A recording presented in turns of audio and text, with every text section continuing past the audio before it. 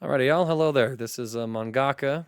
I just finished a Street Fighter 6 commentary bracket for Neo Judai, and I realized that there was some news about Dragon Ball Fighters from the Dragon Ball games, and I wanted to make a video on it anyway. So, if anyone's here from the Ninja Gaiden videos, this is what I usually do, talk about fighting games, but this is something that I wanted to address because I wanted to try and put out my own understanding of it because the situation is so.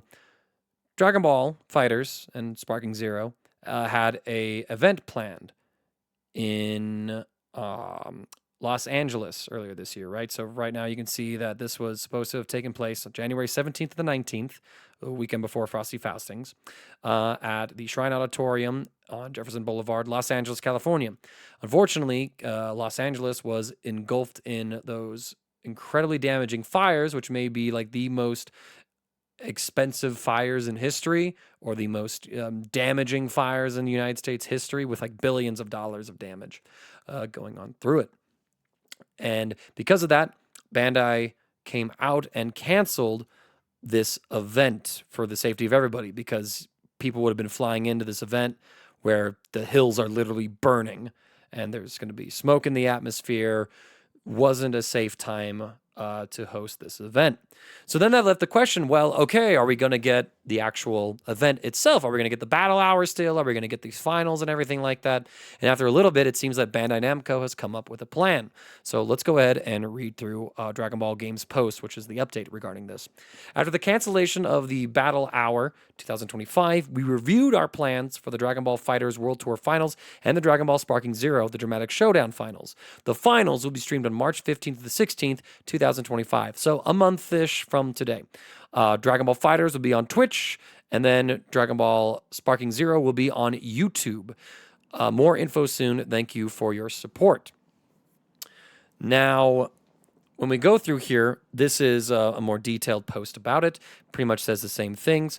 Our priority is to create a great experience for the qualified players and to deliver exciting finals as soon as possible. That's a key thing to keep in mind. We want to ensure that neither our players nor our spectators have to wait too long, which is very fair, right? Because these are people who've been playing for a while, and the longer you keep them on wait, the more this could potentially overlap with any future plans for any future seasons or follow-ups to events like this. And we already were anticipating people going on the grind for January, and now that was put on hold. How long do we make those people wait when they were already trying to prepare and be in their peak playing condition back in January? Well, you want to make it happen soon. Therefore, we didn't want to make the people wait too long. Therefore, we made some changes to the tournament format. FighterZ World Tour Finals. We will not have the last chance qualifiers for Dragon Ball FighterZ. The finals will now feature the top 15 players from the global leaderboard and the EVO winner. And then for the Sparking Zero Dramatic Showdown Final, they're not going to do these 7 additional tournaments that were planned. Instead, they're just going to form the finals tree with the 9 players who qualified for the online tournaments. And we don't have a venue. We don't have anything like that just yet. Now, let's talk about this news, right? So what I think is happening is that Bandai probably lost some money on the whole cancellation, right?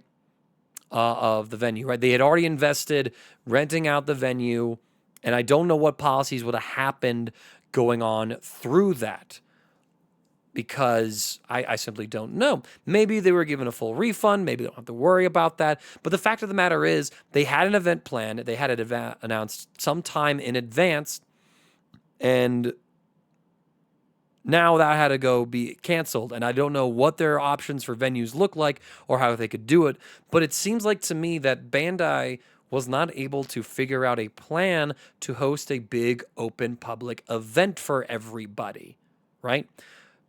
So instead of doing this event where people come down, they play all the card games, you got like this big showcase for Dragon Ball or whatever, they're just probably going to set up in some sort of Bandai studio and have the players that qualified come in, get the commentators that are going to cast the events in as well, and they're just going to stream it. There's not going to be a live audience. There's not going to be anything like that. And I don't know how much of this is also based on like the ticket sales or what have you that also went down, because when you look at the numbers for like the Fighters World Tour, there was 39 attendees signed up for it, which is a decent number. It's not really something that you can compare to some other modern fighting games, or more recent fighting games, I should say. But it is still something where you look and you say, well, maybe they weren't really going to be selling a whole lot of spectator tickets in the first place. And the fact that this event got canceled, people made plans for that event, and they would have had to cancel hotel blocks or things like that. That could have also impacted their own finances if they invested any money ahead of time to go to this event. Maybe those same people wouldn't show up for the rescheduling of this event. There's a lot of things and factors like that to consider. And I don't think this is an online event. This is something I thought about for like maybe 5 seconds and realized that would be incredibly dumb, because you have players in Europe, players, I think, in Japan, players from North America who are going to be in this World Tour Finals, and having all those players try to play each other online, even with rollback netcode for fighters, would be a ridiculous idea. So I think that Bandai is just going to do a streamed event that's going to be filmed in one of their private studios. That way they cut down on costs of trying to rent out a venue, because maybe something wasn't available. Maybe it just didn't make sense from a business standpoint in order to have that venue or try to host the event in the original way it was intended to. So they're just going to try and cut the losses, because this situation already sucks for Bandai. They picked out the venue in Los Angeles. Los Angeles had a terrible natural disaster that has shut down a lot of that area's commerce, as well as endangered the lives of thousands, if not millions, of people. And, you know, this is just the icing on like this shit cake, if you will, is, well, it's going to affect us, because by happenstance, that was where they wanted to host the event. And this is what happens. Now, the one thing I will say is that a lot of people are not very happy, rightfully so, about the lack of a last chance qualifier. Like, for example, KJ Pixel, someone who has been grinding the online tournament scene for a long time, who isn't a qualified player, has this to say: I've grinded the past several years leading up to potentially getting into the World Tour. It was one of my biggest dreams. I was more ready than ever to go out there and perform, and you just tear it all away for no reason at all. Dream crushed just like that. Thanks. Now, he's obviously speaking from a very emotional place. He's obviously distraught, and he's understandably so. He was registered for this last chance qualifier, right? And honestly, looking at this list, I feel like he'd be one of my favorites to win it. I think KJ had a good chance of winning this. Easy Man had a good chance of winning it. Going on through other names I know that would also have good chances of winning it. Legendary Pred, maybe, if he was really in like peak form again. Alekovic, Dan Hyol, I think those players all had decent shots of winning it. And now they don't have like those great players who have been practicing, trying to get into it. Now they probably feel something similar to what KJ is expressing, because great, all that work for nothing. I don't even get a chance to try and fight my way in there. And I think that sucks. I get why Bandai is not doing it. If they're going about this event where they're not hosting an open to the public event, then they're just going to, bring in the players that have qualified and do a private thing to cut down on costs. Then yeah, how do you do an LCQ for that? Because you're going to have players from Japan who might want to try an LCQ qualify, right? You would have players from Europe. You would have players from various regions, maybe the Middle East, for example. You'd have players from America, from Mexico, who would all want a shot at getting into this World Tour Finals. And you only had one spot left. Like, you were planning an event for 16 people. If you were going to do something like this, you're not going to host an LCQ in person. You'd have to do something online for people to qualify. You can't possibly have all those different continents play in the same online event. You'd have to host different ones. And there's that whole thing where when you look at the online scene for Dragon Ball FighterZ, it's not really in a healthy spot. A lot of online interest for tournaments has kind of waned as of late, just because people are kind of unhappy with the game experience overall, whether it's just from a feature standpoint or a game balance standpoint. I think a lot of people have their reasons, but the fact of the matter is Dragon Ball FighterZ is a 6-year-old game, and we had to wait almost 2 years for its netcode update, and a lot of people got burnt out in the time it took for this release of the netcode for rollback. So Dragon Ball's Fighters is just kind of in a rough spot, and I do genuinely think it would take a sequel, which I do think the game deserves. It's just sold 10 million copies. Bandai could just print free money. Arc System Works could get a pretty big, healthy sum, and maybe we can get a setup where there can be many more years of regular updates to a sequel Fighters than what the original one got, like 3 or 4 years. But that's neither here nor there. That's just me kind of talking off the cuff.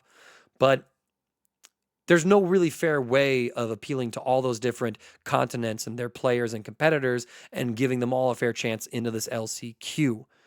And I mean, it sucks. I get it, but this whole situation sucks. Bandai didn't ask for this. Bandai didn't want to do this. They wanted to host an LCQ. They wanted to host a public event in Los Angeles, and fate, chance, circumstance, the universe completely derailed it, and they have to try and make the best of a terrible situation. And unfortunately, that is going to be something that does hurt the community a little bit more, at least some members of the community who were excited about trying to go and compete in these things. So that's the coverage on it. Maybe I gave you all some ideas as to why Bandai has chosen to go about this the way that they did. Again, it does suck, but there's saying there's no reason for it is just disingenuous. Like, I don't know. The lack of communication and the reasoning behind it probably does hurt, but I think if you're savvy enough, you can probably come up to some conjectures that at least explain the situation. When you look at the circumstances, it's very clear that Bandai is not the happiest about this decision, but they have to have the show go on. They have to wrap this up in some timely manner, and we'll see what is in store for both of these games, Sparking Zero and Dragon Ball FighterZ, as well as the card games and the future of the Dragon Ball Battle Hour as well. Anyways, thank you all for watching this video. Hope you enjoy yourselves, and I'll see you around.